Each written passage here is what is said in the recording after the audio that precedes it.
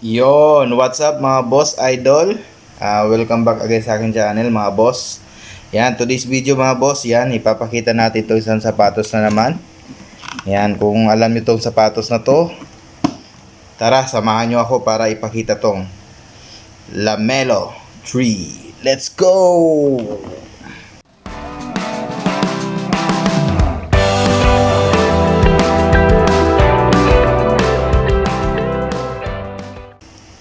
So ayun na yun mga boss, mga idol.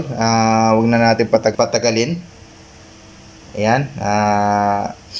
Itong Melo 3 na to. Ayan. Ito yung box ng Melo 3 mga boss. No? Quick review lang tayo. May nag-request nito na Melo 3 daw. Yun, idol. Shout out sa'yo. Ayan. Shout out kay idol. Ayan. Yan mga boss. Ano kita sa screen, boss.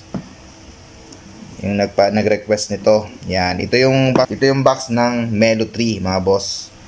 Yan, pakita natin. Ang ganda ng box no ng Melo 3. Yan, meron siyang ano yan, no? Gutter cat gang. Yan.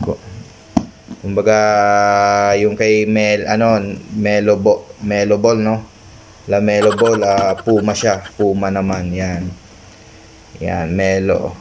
Not from here. Then ito yung ano niya ano niya mga boss, yan size 44 tayo. Ayan no. Barcode niya. Then ito yung ano niya sa back side. Yan. Yan mga boss, meron siyang sizing chart. Oh, yan, mapakita na natin to, buksan na natin. Yun no. Ganda mga boss oh. Yan, ang ganda ng colorway talaga na. Marami ng colorway mga boss yung Melo 3, no? Pero ito yung nakuha natin. Kasi nakaganda na ako sa kulay nito, yan. Yan, pakita na natin to, ilabas na natin. Yung loob pala mga boss, to lang yung loob niya. Plain paper lang. Yan, then ang ganda rin yung loob mga boss oh. Makulay. Yan. Then ito, yung sapatos ang ating pakita mga boss. Importante yung sapatos. Yan, yan, quality check na natin mga boss. Ayan, ang ganda talaga naman ito. Kung suot-suot nyo to mga boss, yung mga mahilig sa mga ganitong color, ito yung para sa inyo mga boss. Ito yung Melo 3 mga boss, ito yung design niya. Parang ano lang naman kung sakali, from Melo 1, yun, may na-review tayo ng Melo 1 mga boss. Melo 2 wala pa. Then i-check nyo boss yung Melo 1 natin na blue rin yun eh. Yung pinireview natin, matagal na natin na-review last year pa. Ito. Then ito Melo 3. Kung makakuha tayo ng Melo 2, pakita rin natin sa inyo mga boss. Yan mga boss, ito yung design ano niya, material niya dito sa pinaka ano niya, yan. Then meron siya mga scratch mga boss oh.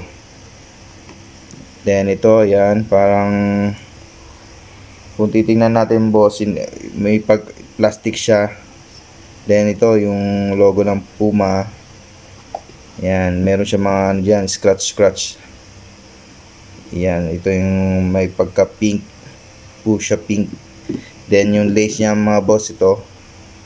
Yan, ano siya, violet, mga boss, violet yung ano niya. Then meron siya dito, yan, number 1. Then not from here.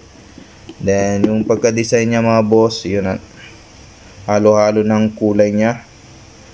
Yan, nandiyan oh, may mga green, kumbaga parang sa arts. Then ditong side mga boss, yan. Then yung sa may ano niya mga boss, yung eyelet niya sa may lace, ito naman meron siyang design na ganyan mga boss. Yan, then also may ganito yung design sa pinagkakapitan ni Melo din sa mga lace niya. Okay. Yan. Then dito mga boss, same lang din yung ano, yung design niya. Halo-halo na yung color. Merong green, blue, yan. Parang painting color na halo-halo. Then dito sa backside niya mga boss, yan naman yung nakalagay niya sa backside niya. Pero yung foam niya, ang ganda ng pagka-foam. kapal. And then parang naka ano siya, naka-groove. Yan. Then meron siyang Melo 3. Yan ah. Ano ito? 01 of 1. Yan. Then may logo ni Puma. Same lang naman siya. Then sa kabilang side mga boss, yun lang din. Yung scratch niya. Yan oh. Makulay talaga mga boss, no? Then yung material niya dito mga boss, yung nasabi ko sa iyo, parang ano, yung hindi siya nababasa. Then meron siyang deep, yan, deep. Then sa may lace niya mga boss, tang, yan naman yung meron siyang ganitong ano, yan, symbol na parang agila. Agila ba o falcon yan. Then meron siya dyan mga boss, yung rear, yan o. Yan, number 1. 1 of 1, yan, yan sa may ano niya. Makapal boss yung mga, yung ano niya, makapal yung tang niya. Then dito sa may collar niya, makapal din yung pagkano, boss. Yan. Then sa midsole niya naman, ito yung midsole niya na color, ano ba ang color nito? Light blue na may pagka-green. Yan. Yan. Light green na mga boss. Light green, tama. Then ganito yung ano niya, foam siya. Then pagdating dito, yung gum sole na siya. Ito yung may Puma logo. Then yun, yung may aqua green na siya. Yan. Green, light green. Mga boss. Then dito mga boss, sa harapan niya meron siyang not from here pa. And then di kabilang side, dito naman design niya. Yung outsole gumanon siya mga boss. Yan. Then also yung dito design niya sa midsole. Then sa outsole niya mga boss, ito naman. Yan, may gum sole siya mga boss, pero hindi spiky, hindi squeaky mga boss. Tinatry ko hindi mag-squeak.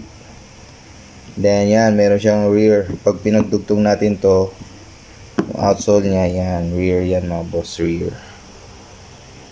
Yan, then meron siyang dalawang scratch dyan. Ito yung pattern niyang outsole niya, yan. Hindi siya squeaky mga boss pero ang kapit, hindi unlike doon sa mga Melo 1. Yung Melo 1 squeaky. Yung Melo 1, nung lumabas yung Melo 1, grabe ang benta sa market, ang mahal pa. Then also mga boss, ito yung price nito nasa around ano lang to, 1.5. Pwede ka nga makabili nito mga ano Pero nung nabili ko to, medyo mahal pa, pero bumaba siya. Siguro hindi maganda yung ano niya, colorway, pero ang hinahanap kasi ngayon ng mga kabataan yung nag-spike nag-squeak. Yan. Then pakita natin yung insole niya mga boss sa inyo. Yung insole niya naman, yung sa tang niya pala, ito yan mga boss. Sa tang niya, nandiyan yung teketa niya. Yan, Puma siya, then made in Vietnam. Ayan. Makapal yung tang niya mga boss. Then sa loob, ito naman mga boss. Yan. Puma. Then papel lang siya mga boss. Yung nasa loob niya. Hindi siya yung mga iba na